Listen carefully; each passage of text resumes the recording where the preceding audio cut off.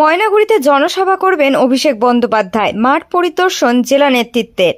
নির্বাচনী প্রচারে প্রথম জনসভা করতে জলপাইগুড়িতে আসবেন সর্বভারতীয় তৃণমূল কংগ্রেসের সাধারণ সম্পাদক অভিষেক বন্দ্যোপাধ্যায়।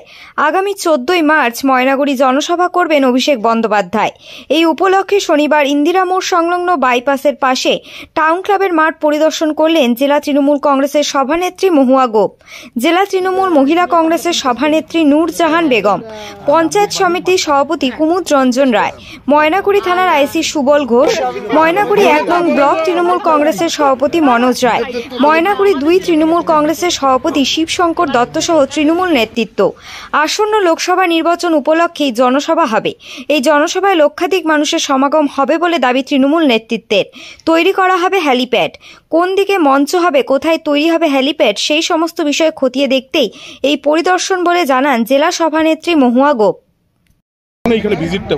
এটা অত্যন্ত আনন্দের খবর। আমাদের জলপাইগুড়ি জেলা তৃণমূল কংগ্রেসের পরিবারের পক্ষ থেকে আমরা সত্যিকারই খুব আপ্লুত যে আমাদের 24-এর যে লড়াই আমাদের প্রতিরোধের লড়াই, প্রতিবাদের লড়াই, প্রতিশোধের লড়াই, সেই লড়াই আমাদের নেতা অভিষেক ব্যানার্জি নেতৃত্ব দিচ্ছেন এবং প্রথম তিনি আমাদের জলপাইগুড়িতে নির্বাচনী সভা করতে আসছেন 14ই মার্চ। আগামী 14ই মার্চ ময়নাগুড়ির এই ফুটবল মাঠ টাউন ক্লাবের এই ফুটবল মাঠেই তার সভা অনুষ্ঠিত হবে এবং তারই আমরা এটা প্রস্তুতি হিসেবে তার এই মাঠ পরিদর্শনে এসেছি এবং এখানে শুধু জলপাইগুড়ির সাথে সাথে জলপাইগুড়ির সাথে সাথে দার্জিলিং, কোচবিহার, আলিপুরদুয়ার এই 4টি জেলাকে নিয়ে তার এই নির্বাচনী সভা প্রায় 2 লক্ষাধিক মানুষের সমাগমে এই সভা হবে। তাই জন্য এই প্রস্তুতি শুরু হয়ে গেছে। ইতিমধ্যে আমাদের ব্রিগেড নিয়ে প্রস্তুতি শুরু হয়েছে।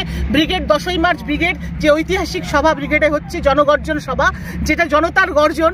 আজকে বাংলার যে বঞ্চিত করে রেখেছিল বাংলার মানুষকে, যে কেন্দ্রের বিজেপি সরকার, নরেন্দ্র মোদীর সরকার 2 বছর ধরে 100 দিনের টাকা বন্ধ করে, 100 দিনের কাজ বন্ধ করে, বকেয়া টাকা না দিয়ে শুধুমাত্র ভাতে মারার রাজনীতি করছিল সাধারণ মানুষকে, তার বিরুদ্ধে বাংলার জনতা আজ গর্জে উঠেছে। কারণ সেই টাকা আজকে দিয়েছেন, সেই অধিকার আজকে দিয়েছেন মমতা বন্দ্যোপাধ্যায়।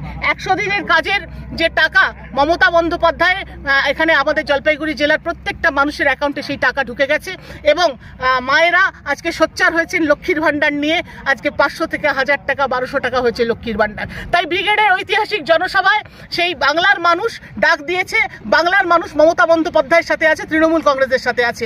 24-এর যে লড়াই, তাই 24-এর এই লড়াইয়ে আমরা জলপাইগুড়ি জেলা যে 19-এর যে লোকসভা হয়েছিল সেখানে আমরা আমাদের সাংসদ যেতে পারিনি, কিন্তু আমরা 100% নিশ্চিত এইবার আমরা সাংসদ আমাদের নেত্রীর হাতে তুলে দেব আমাদের নেতা অভিষেক ব্যানার্জির নির্দেশিত পথে সাংগঠনিকভাবে লড়াইয়ের মাধ্যমে।